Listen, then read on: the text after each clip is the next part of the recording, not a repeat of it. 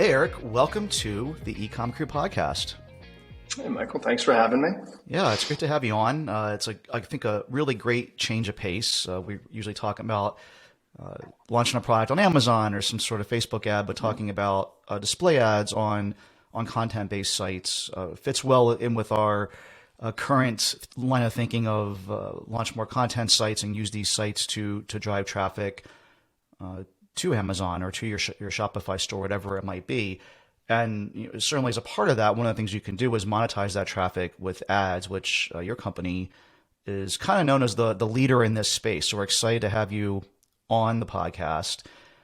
Before I get too far down, let's give you an opportunity to introduce yourself and what Mediavine is.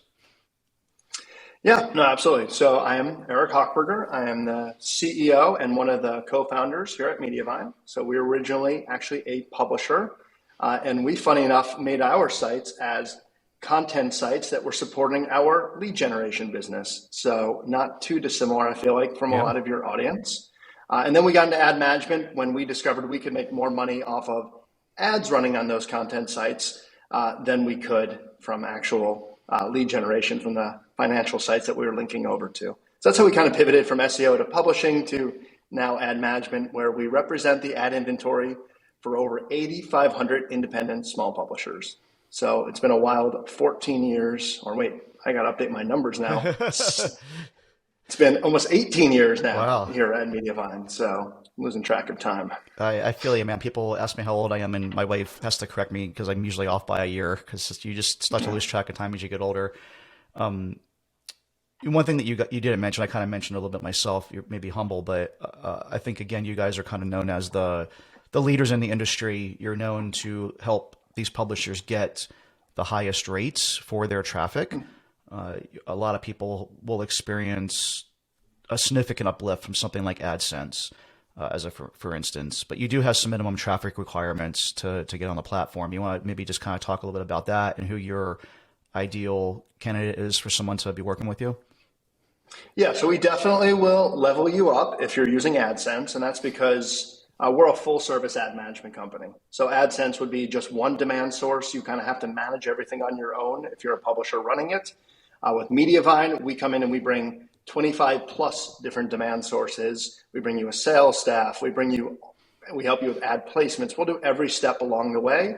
It's one line of code, and we'll have you maximizing your revenue. So we will definitely provide quite a bit of lift if you're just running AdSense today.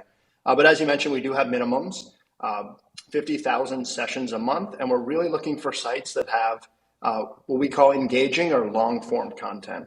So we're not really looking to help necessarily monetize you if you are just an e-commerce site, because we might not bring you the most value then.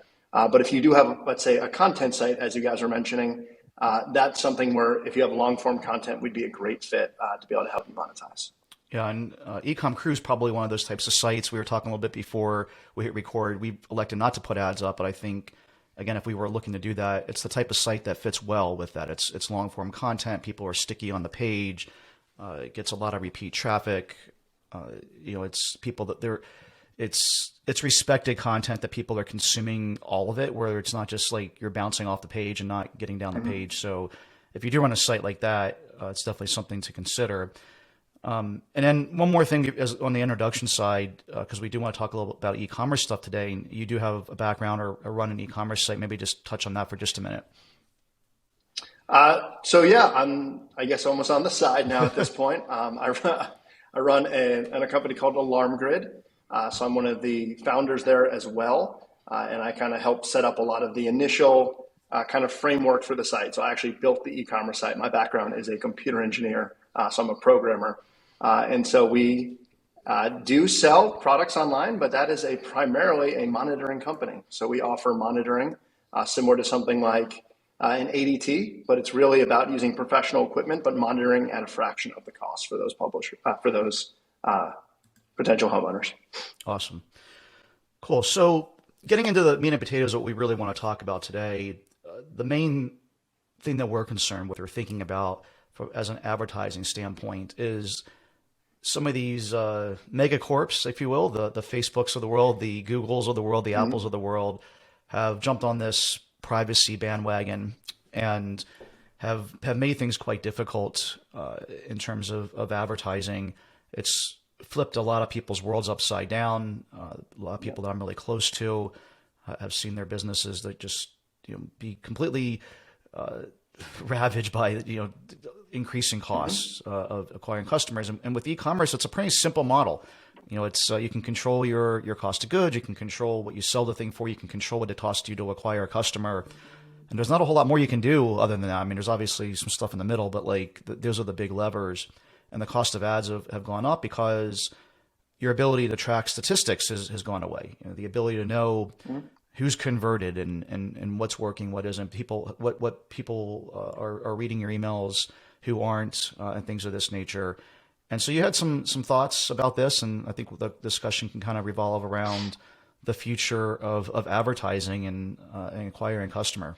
Yeah, no, I think we're seeing a lot on our side as well. So I guess on the ad side of things, obviously the changes that most recently Apple made mostly affect app publishers. Right. So what people have seen now is obviously you mentioned the email as well. So Apple's been working on privacy on all fronts, but mobile web, they actually came after us, 6-7 years ago now, maybe longer, when they started working against third-party cookies, or with what they call intelligent tracking prevention, ITP. So this is Apple now bringing that war to basically all fronts. They are trying to make sure they are protecting privacy for users everywhere they can. Unfortunately, we felt the wake of that, I think, as monetization companies years ago. And now Google, obviously, to keep up with Apple so that people aren't suddenly moving platforms, are attempting to do the same. And Facebook's kind of caught in the middle, it feels like, right? Because they don't control the phones in the way that Apple and Android do, or the browsers. Help me understand a little bit, because this is one thing I haven't been able to figure out yet. I might be asking the wrong person, but I just love making conversation. Why is this good for the average consumer? I mean, as an advertiser, I think it's incredibly valuable to be able to pinpoint target my ads. I don't know exactly who the individual is. It's not like I have their name and their address. It's just it's this fictitious group of people that I know are going to be interested in my product. And as someone who's going to be consuming whatever it is I'm consuming, whether I'm reading a newspaper, online newspaper, or on a content site, or just browsing my Facebook feed, I'm going to get presented with ads no matter what. Mm-hmm. Why not be presented with ads that I might have more interest in than something I have absolutely no interest in? Where is this conflict between the privacy thing? What's so egregious about it? I think ads, unfortunately, got roped in a lot more than they probably should have when it comes to privacy concerns. I think it just really comes down to, unfortunately, our industry maybe hasn't been as transparent as it should have been all of these years. I think if people knew what was actually being tracked and what you described, it's really not that bad. But I think what people think is that Facebook's listening to their phone calls. If you have a conversation with your family members about this, I'm sure they all have this theory that Facebook is recording everything you say, and that's why they saw the ad that they saw. And then there's, what is that? Is it The Social Dilemma that just came out? I'm trying to remember the name of that documentary that terrified everyone. They think there's now this room of people building algorithms that are designed to trap you on Facebook.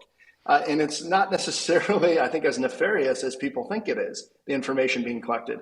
I mean, I can promise you Mediavine collects zero information from phone calls, records nobody. Right. And you can even now see on Apple, is Facebook or anything accessing my microphone? And they're not. But I think the damage has been done. And I think that is why consumers are afraid of ads and why they think it's benefiting them, even if it's not necessarily going to. And I think Facebook probably is guilty of doing some things that keep people on their platform more. I mean, that's, I think that's hard to argue against. But again, I still don't even with that, don't understand why ads got roped into it. Because, if I'm going to be on the platform, at least continue to serve me ads about things that I care more about. I've raised my hand. I like coffee. I like playing golf. I like going on vacation. If I'm going to see ads, I'd rather see that than an ad about jewelry or something that I, or whatever that I can just care less about. It's kind of like watching a sitcom on television. You sit through commercials that are targeting everybody that might be watching. And so you're watching ads that are geared towards females or geared towards people with like bladder problems or people that might be getting sued for, for a herniated disc or whatever the crap I see on TV. I mean, instead of getting that stuff, I'd rather at least see something where it's at least mildly interesting. But as you said, it's kind of, I guess, all got roped into the same thing. But I think you actually nailed it there where you said, where you would rather see, and you listed your interests, right? You said, I'd rather see ads about golf than, I'm not going to go over the gross kind of ads you mentioned, Sorry. But I think that is going to be the future. No, I agree with you. I use toenail fungus for my example. So Nice. Mine's no better. I think what you're describing is what I see as the future of advertising, where users are going to now be in control, or readers are going to be in control of what they want to share. So they'll be the ones to hopefully pick the ads that they're interested in receiving, and not necessarily advertisers or black boxes guessing anymore about what we think readers want to see ads about. Yeah, I mean, and I guess the same thing now could be said about email, because we were talking about ads. Now it's become, email marketing has been one of my favorite ways to generate revenue for our e-commerce stores. We get lots of people on our email list. We communicate with them often. Obviously, we're doing something right because they continue to buy through those emails. I don't understand why these companies wouldn't want us to know what the open rates are and who's engaging with email. Mm-hmm.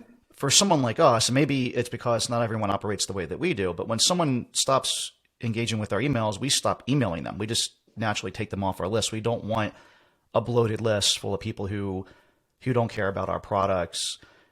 What are your thoughts on the email side and what's kind of changing over there? So again, I think this comes down to the innocent bystander got caught along the way, because the way that open rates are being tracked is by dropping, right, like a pixel or an image and seeing if people see that image. But those are also being used by a lot of other third parties in the same way in the advertising space. So I think Apple will go in and block everything. In order to block all trackers, they're also going to block the ability to see open rates. Again, I just think it's a bystander, not necessarily if people knew, you just wanted to know, are you interested in my emails or not? I think it would be a different way of telling the story to that consumer. But instead, they're being told by Apple that there's a bunch of trackers being run on this site. And which one sounds more nefarious? All right, so from your side of the fence, I mean, you're working with, you just said 8,500 publishers. So I'm assuming you're hearing a lot of feedback from these individuals.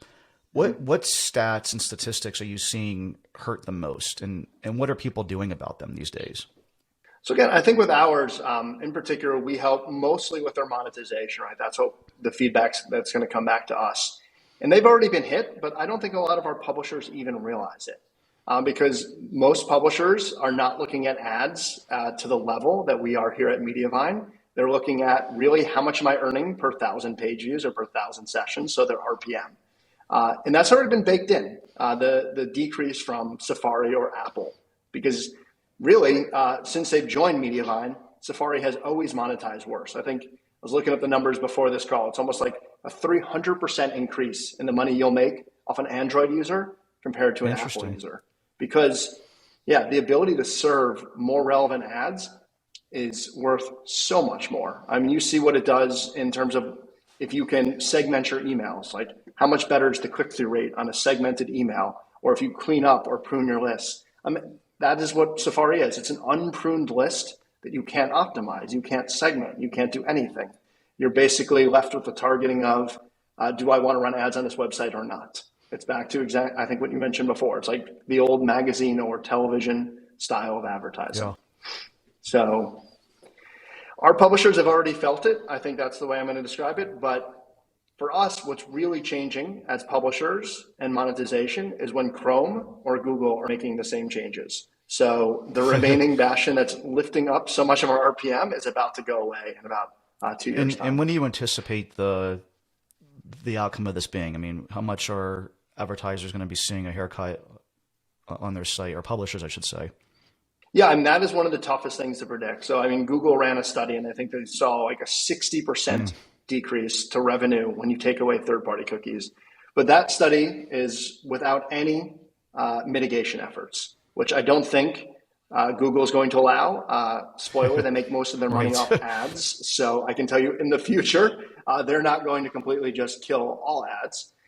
So we don't know what the future entirely looks like, but Google is working on mitigation efforts through what they call the privacy sandbox. And then places like Mediavine are focusing a lot on what's called first-party data, or the idea of the publishers now own the data instead of the advertisers. And what are you guys doing yourselves to kind of help with this? Are there any things that you guys are looking to implement or help people with to kind of stabilize this? I mean, I'm sure you're not just sitting on the sidelines going, we'll just wait and see and hope for the best. Yeah, no, part of it is sadly waiting Really? on the sidelines, but really Okay. participating from the sidelines. So we're in groups like the W3C, where we're actually working with Google to try to make sure that the new standards with the privacy sandbox are going to help our publishers. And a lot of that is beyond our control as a management company or a publisher. So we're trying to scream and give the loudest voices we can to our publishers from those sidelines. But at the end of the day, we don't own Chrome. So Google's going to do what Google's going to do and hopefully take all of our considerations into account. But yeah, in addition to that, we will never be comfortable just letting somebody else be in complete control of our fate. So we're working on what I was describing before, which is those first-party data or first-party relationships. The idea is the publisher should be the one that owns the relationship with the reader, learns what that reader is interested in, and then presents that data to advertisers. So similar to, I think, again, what you were alluding to before. I'm interested in golf.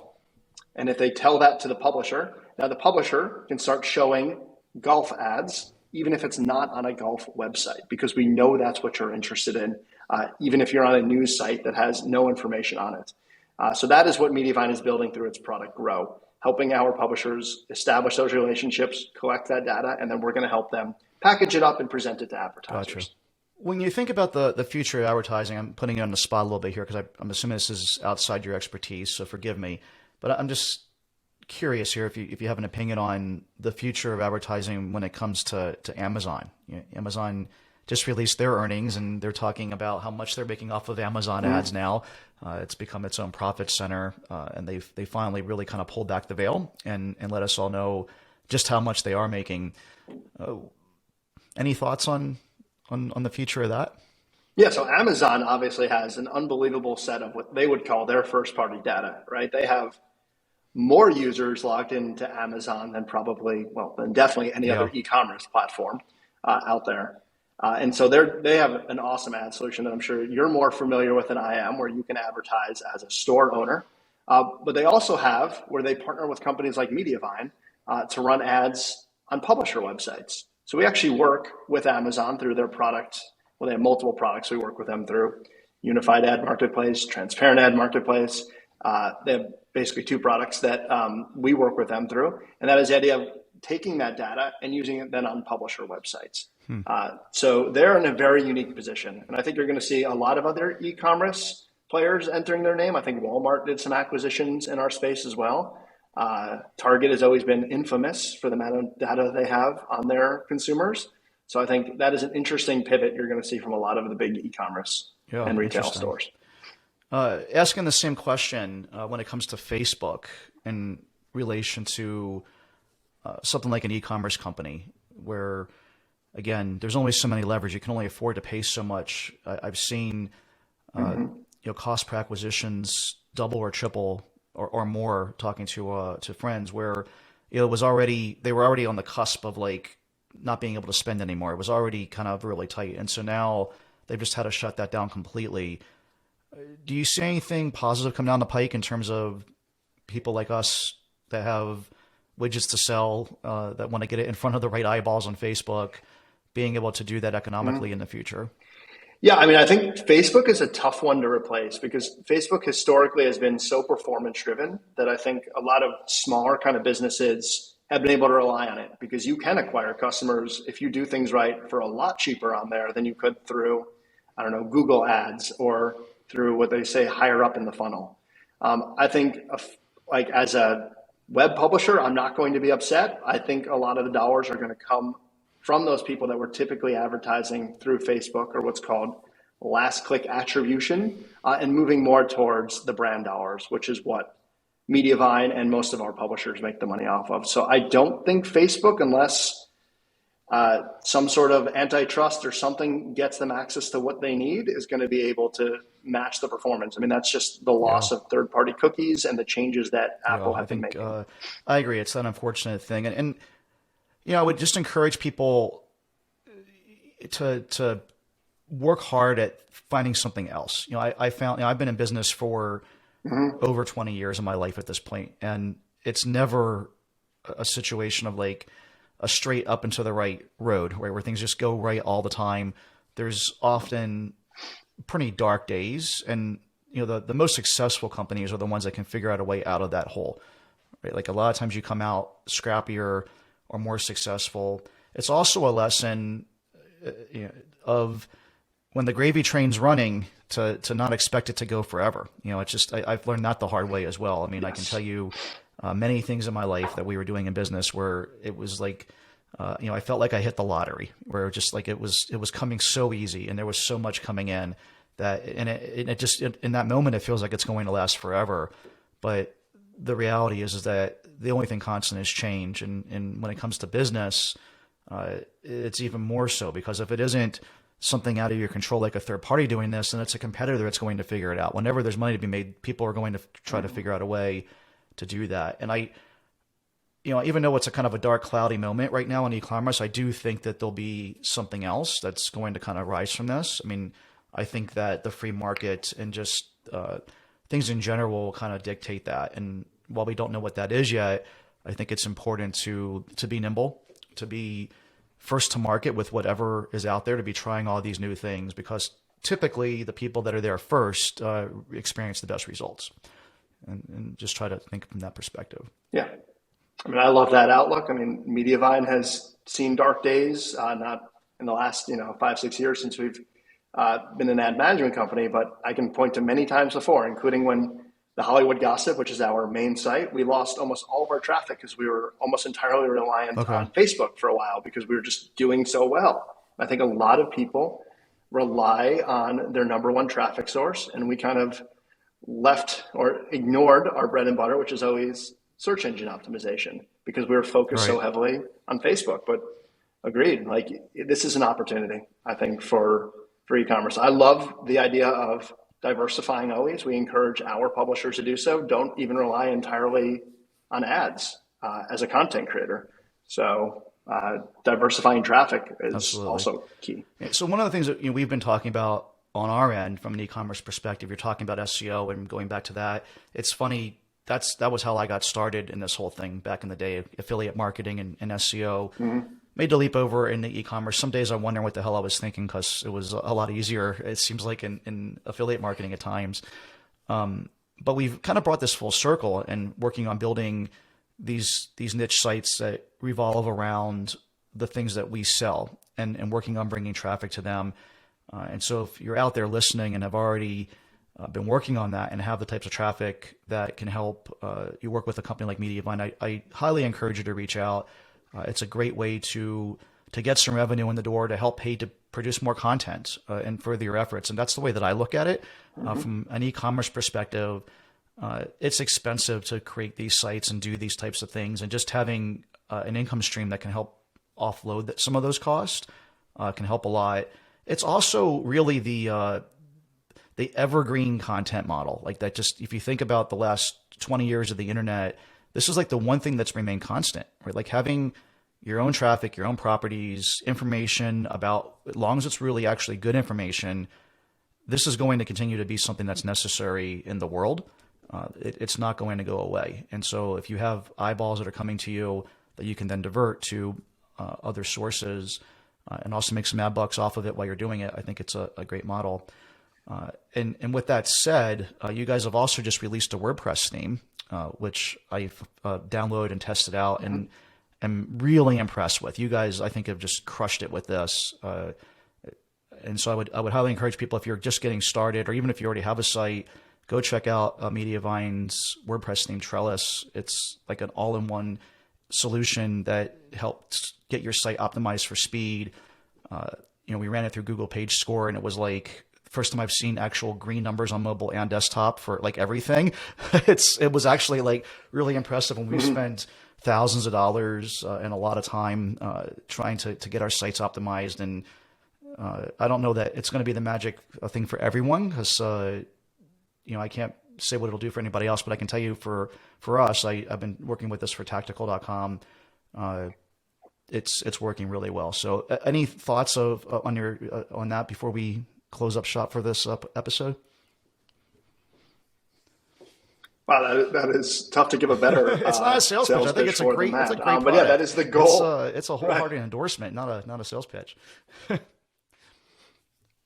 So, I mean, thank you. That is what we have done. We have put a ton of engineering resources into building Trellis, which is a theme framework designed for exactly what you mentioned. It's helping you pass Core Web Vitals and Google's page experience algorithm. So it is designed out the box, as long as you have a good hosting company or a CDN in front of your site, that you shouldn't even need technical resources. We like to call it the easy button for passing Core Web Vitals. And that's because you get our full engineering staff basically for a fraction of the cost. So you don't have to pay thousands of dollars. You just buy this theme, set it up, and it should be good to go out the box. That was definitely my experience for sure. So, Eric, any last words of wisdom before we sign off? Anything I didn't ask? Anything you want to add before we end the podcast today? No, I mean, I just want to reiterate everything you said. This is a great chance for opportunity, I think, for every business to be the first to do this. I mean, I can tell you, Alarm Grid, most of its traffic comes from organic search, and that is because if you check out Alarm Grid's frequently asked questions, the FAQ or the blog or the video section, and YouTube is another great source for this, you can see we are a content machine there. And we have talked about adding ads to the blog, because that would cover the cost of content creation, which, especially when you involve video, is very expensive. So encourage people to think about using ads to supplement your e-commerce business. We're not here to replace it for you. We understand that that is your core business, but ads can certainly help. Eric, thanks a lot, my friend. Best of luck with everything in 2022 and beyond. And if you ever need anything else from us, please let us know.